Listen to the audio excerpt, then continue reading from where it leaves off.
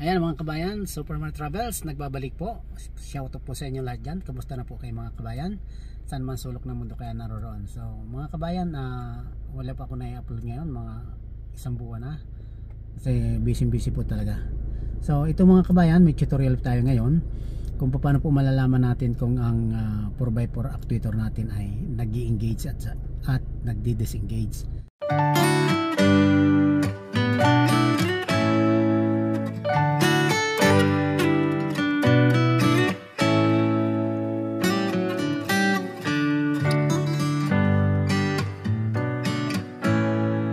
So, minsan naman kabayan naka-ilaw yung 4x4 actuator, yung 4 low at saka yung 4H at saka yung H2, H4 at saka L4. Paminsan naman naka lights on dyan sa dashboard. Pero mga kabayan, kadalasan na encounter namin dito, mga 4x4, walang lights on sa dashboard. Pero ang system mga kabayan, kapag gagamitin mo na, nagbi-blink lang siya, hindi siya nag-i-engage. So kung tatanong nyo, Superman Travels, paano po ba ang tamang paggamit niyan? So ito mga kabayan, ituturo ko sa inyo. So wala po naka-engage niyan mga kabayan ha. So mga kabayan, ito. So kailangan ilagay po niya sa neutral position. Then siyempre ayan. So siyempre para safety, mag handbrake tayo at saka apakan natin yung preno.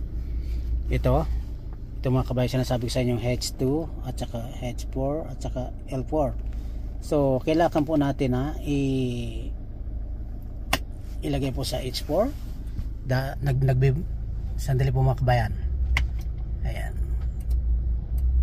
Ayan kabayan, dapat siya ay nagbiblink pagkatapos hihinto siya. Ibig sabihin nag-engage na po kabayan yan. So merong instances mga kabayan na nagbiblink lang siya, hindi po siya nag-engage.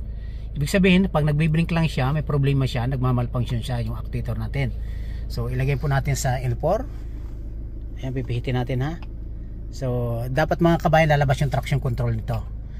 Ito. Ayan. Ayan, dapat lalabas yung traction control niyan. So ayan, lalabas siya. Saka yan, saka yun, yung 4 low, dapat lalabas siya. So sometimes mga kabayan, kapag gagamitin nyo yung L4 na yan, yung 4 low na yan nakalagay dyan ay nagbiblink lang yan, hindi siya nag-i-engage. So ayan, hindi lumalabas yan. Ibig sabihin ay hindi po siya nag-i-engage. At kapag may siya i-disengage sa po natin kabayan, maririnig po natin yung actuator na lumalagatak. Kahit po i-engage po natin, maririnig po natin yung actuator na lalagatak yan. So disengage tayo.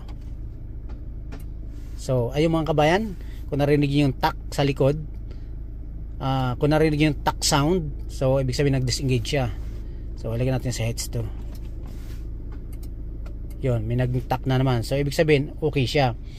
So ibig sabihin kapag mga kabayan, good yung actuator natin, 4x4 actuator. Minsan naman kabayan, kapag hindi siya nag-i-engage,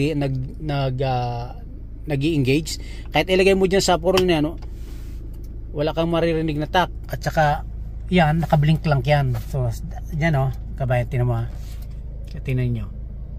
Yan, binalik ko sa H2, ilagay natin sa H4. Yan, nagbiblink lang siya ng ganyan pag hindi siya nag-i-engage, hindi siya humihinto. So kinakailangan pag nagblink siya, dapat hihinto siya ng ganyan. So sa L4, so yan, nagblink siya, pagkatapos hinto siya, lalabas ang traction control natin. Yan po ang tamang paggamit ng 4x4 natin, yung kung paano mag-switch tayo. Okay?